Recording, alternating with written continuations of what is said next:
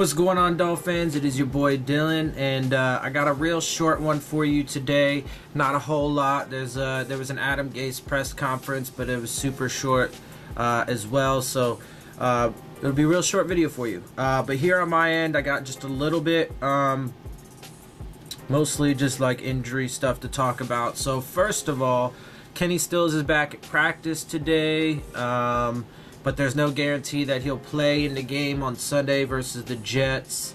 But he is back at practice. He is progressing. I'd say it's probably more likely that he'll play against the Packers if he continues to practice, because Gase even says in his press conference today that he doesn't need Stills to practice. Like, he's comfortable with him in the scheme and with the quarterbacks and stuff like that, but he just wants to make sure that he is healthy enough, so he wants to see him practice, a couple times where, excuse me, just so that way he knows that, he's going to be good to go and stuff like that. Ryan Tannehill, we got an update on his injury. By reports, it's looking like he probably will not be back for even the Packers game. We already know he's going to be sitting out this game. So it'll be Brock Osweiler this week and probably next week as well.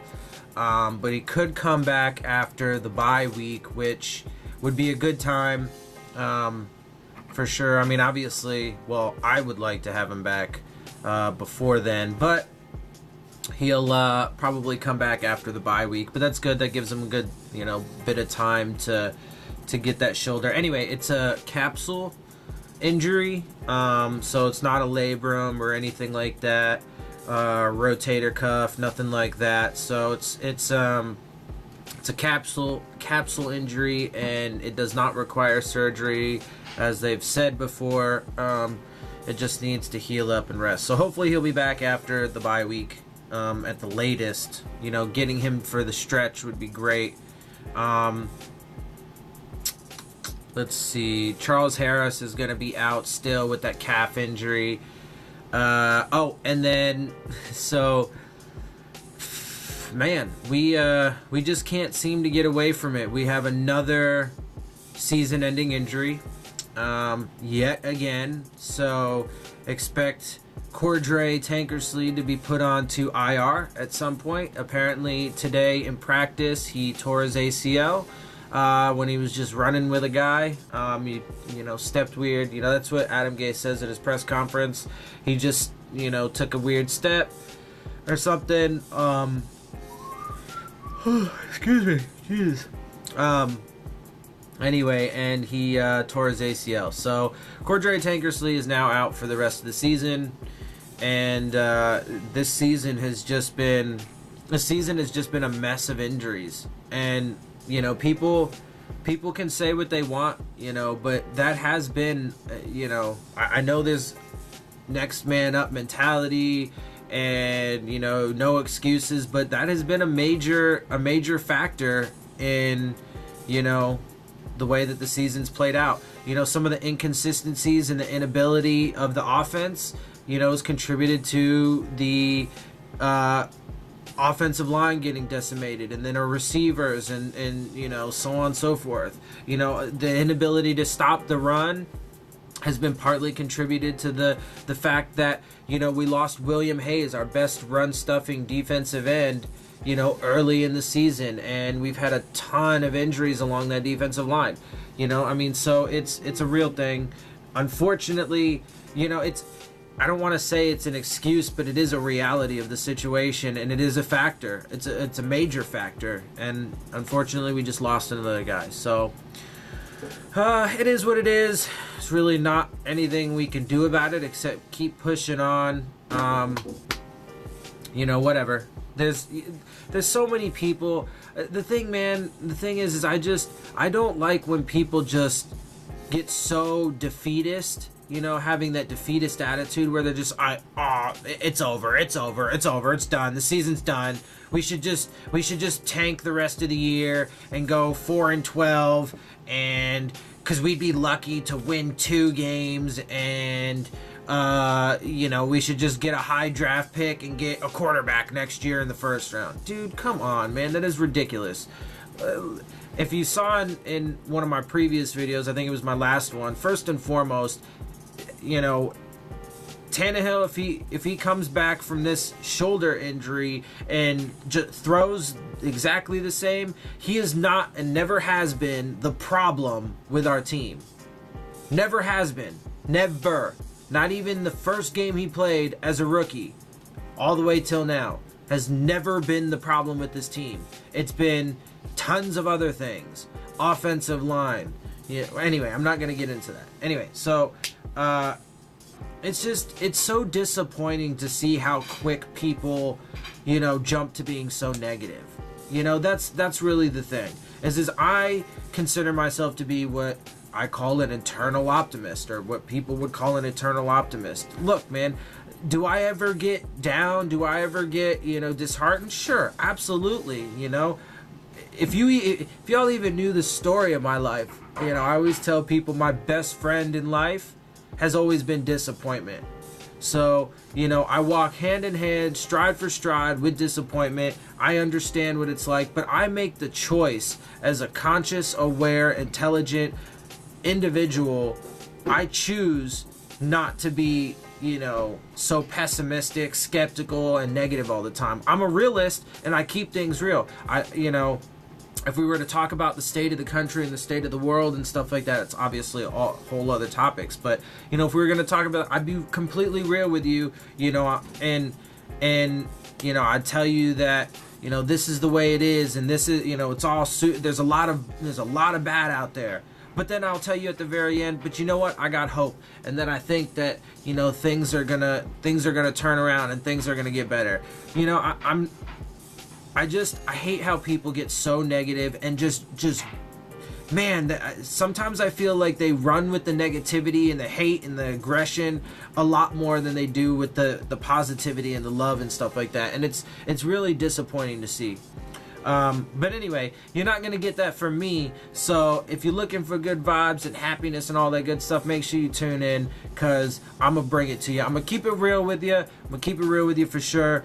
But I'm going to bring you the positivity at the end of the day is my bottom line. So make sure y'all tune in. This is the end of my video for you. I'm going to go ahead and send you off to this Adam Gase press conference. Hope you enjoy it. Hope you enjoy my videos. If you do, make sure you hit the subscribe button. Hit the bell if you want the alerts. Hit the like button as well. And leave your questions, comments, concerns in the comments section. I do love to interact with you guys. Send in some questions. I'll answer them in my videos. I enjoy doing that. It's a lot of fun. You know, and also, of course, add me on Twitter. My Twitter handle is on the end screen. All right, guys, I'm out. I'll see y'all soon. With that, Phins up. Let's go get this W on Sunday.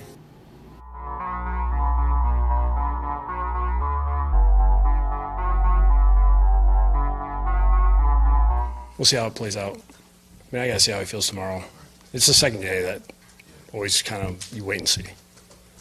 I guess good sign that he was able to do it. It was good to see him practice. You know, I know Omar kind of got me with does he need to practice and still play on Sunday? I really wanted to see him practice just so I could see him run and, you know, see how he feels the next day. I do not want to take a chance of he's active, he plays, something happens, we have a huge setback, so I just need him to just shoot me straight and we'll go from there. Was it contact when Cordray tore, or just running with the guy, and then just kind of took a weird step, and it was weird because he just didn't. It didn't look like what it normally has when you see that happen. So you weren't sure if it was just, you know, like he just sprained something. You know, it just looked different than what I'd seen before. You talked before the deadline with the saying you can't afford any more of these season-ending injuries. Another one, you kind of can't afford any more. Yeah. You know, it's a shame because, you know, he was pushing to come along, and we felt like we had him in a good spot, and he was competing, and he was practicing better. It's just, you know, young player gets hurt. It's tough for them to handle, and, you know, but he'll be back at some point. The way that those ACLs seem to be guys come back from those, you know, it'll be good to get him back when we can. I don't think we asked you, but I know we asked Matt Burke what is the possibility or the likelihood that Minka could play on the boundary? I know it's something he hasn't really done on a regular basis. Yeah, he can do all those positions. I mean, he's done it all. When we evaluated him, we evaluated all the positions he played. I mean, it was pretty incredible to see how much he did over his career. So it gives us a nice security blanket to say, if you have injuries, you can always move around. It's unfortunate for him where he never can just get comfortable at one spot, which I don't think he really cares about, because I think he enjoys that part of the game of constantly mentally being challenged. Does it bother you at all that he's not on the field more at this point, or are you okay with what you're doing? Yeah, the last 2 games, we got caught in some personnel groupings where he wasn't on the field. But for the most part, before that, the first 6 games, he was on the field quite a bit. How do you think coming back from injury has affected Bobby McKean recently? I would say that he's done predominantly most of this stuff. He's looked normal.